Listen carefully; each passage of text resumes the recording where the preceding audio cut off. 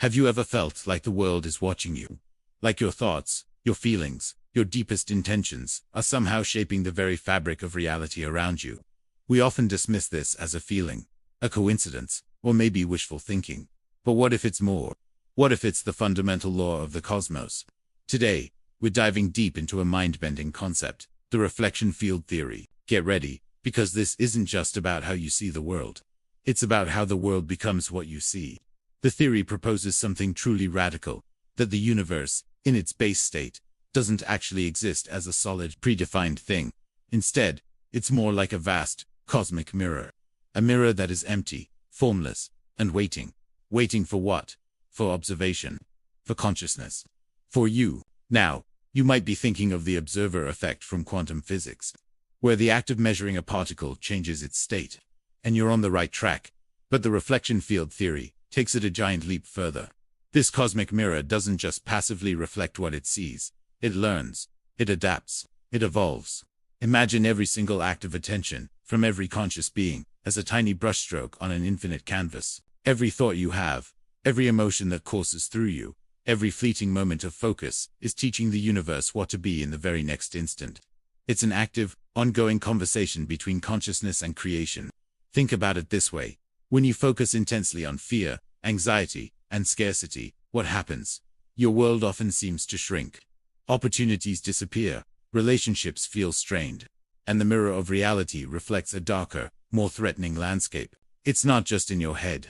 According to this theory, your focused energy is instructing the reflection field to manifest a reality that matches your internal state. You are teaching the mirror to be dark. But the opposite is also true. When you consciously shift your focus to love, gratitude, and possibility, the mirror brightens. Suddenly, you notice synchronicities. You meet the right people at the right time. Solutions appear out of nowhere. The world seems to conspire in your favor. You are teaching the mirror to be luminous, to be abundant, to be kind. The universe is simply reflecting the lesson it's being taught. This isn't just an individual process. It's collective. The reflection field theory suggests that all consciousnesses are interconnected, like ripples spreading across a single vast lake. When one mind creates a ripple, it affects the entire surface. When millions, or even billions, of minds focus on the same idea, the same story, the same belief, those ripples combine into a powerful wave. This is how entire civilizations might sculpt their worlds. Their shared perception, their collective agreements about what is real and what is possible, literally construct the field around them. A society that believes in conflict and division will find its mirror reflecting exactly that: wars, borders, and us versus them. A society that collectively focuses on unity, cooperation, and shared prosperity would, in theory, manifest a world that reflects those values. Our beliefs don't just change our perception of reality, they're the very architects of it. The more minds that focus on a particular pattern, a story, a value, a goal, the stronger and more real that pattern becomes in the physical world. It solidifies from a mere possibility into a tangible probability, and then into our lived experience. This might explain some of humanity's most enduring mysteries. Why do we keep rediscovering the same myths, archetypes, and symbols across completely separate cultures and timelines? The hero's journey, the wise old sage, the serpent, the tree of life. Perhaps these aren't just random inventions of the human psyche. Perhaps they are powerful reflections that the cosmic mirror learned to remember. They are patterns so deeply etched into the reflection field by billions of minds over millennia that they have become part of the universe's memory. They are the stories the mirror knows how to tell best because we've retold them to it so many times. And what about gods and spiritual figures? The theory offers a profound perspective. Maybe these powerful beings are not just objects of faith, but focal points of immense collective consciousness.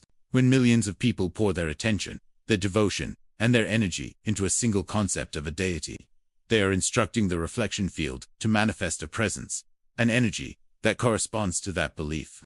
The belief doesn't just point to the divine, it helps co-create it within the shared space of reality. This idea places an incredible responsibility on our shoulders. It means that every moment is an act of creation.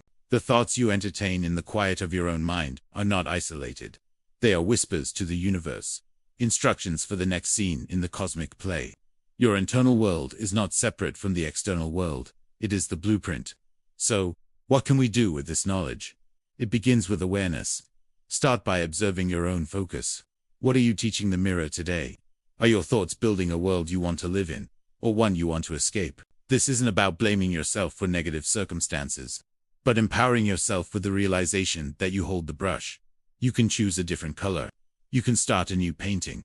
Practice focusing on the reality you wish to see, not as a form of denial, but as an act of deliberate creation. Cultivate feelings of joy, peace, and abundance within yourself first, regardless of external conditions. Treat your inner state as the cause, not the effect. You are seeding the reflection field with the patterns you wish to see grow. And perhaps most importantly, connect with others who are trying to paint a similar picture. When we align our intentions, our collective power to shape the field grows exponentially. Every shared dream, every collective meditation, every act of kindness amplifies our ability to steer reality in a more positive direction. We become a conscious collective of reality creators. But this theory also leads us to an ultimate, haunting question. If reality only forms when it is observed, if the mirror is only active when a mind is looking into it, what happens when the last mind stops observing? What happens when the final act of consciousness fades away? Does the universe simply dissolve back into formless potential? Does the mirror, finally free from the duty of reflection, go dark and still? Perhaps it simply rests, holding the memory of all that was, all the stories it was taught, all the faces it reflected. It rests in silence, until a new dreamer emerges, a new consciousness flickers into being, and the first observation is made. And in that moment, the mirror awakens, and the entire cosmic cycle begins again. The end. Or perhaps, just the next reflection. What do you think? Is our reality a fixed stage, or is it a learning mirror we are all shaping together? Let me know your thoughts in the comments below. I'd love to explore this further with you all. Thank you so much for joining me on this journey into the nature of reality. If you enjoyed this and want to explore more ideas that challenge the way we see the world, please hit that like button, and be sure to subscribe and turn on notifications so you don't miss our next deep dive. Until next time, keep your thoughts beautiful.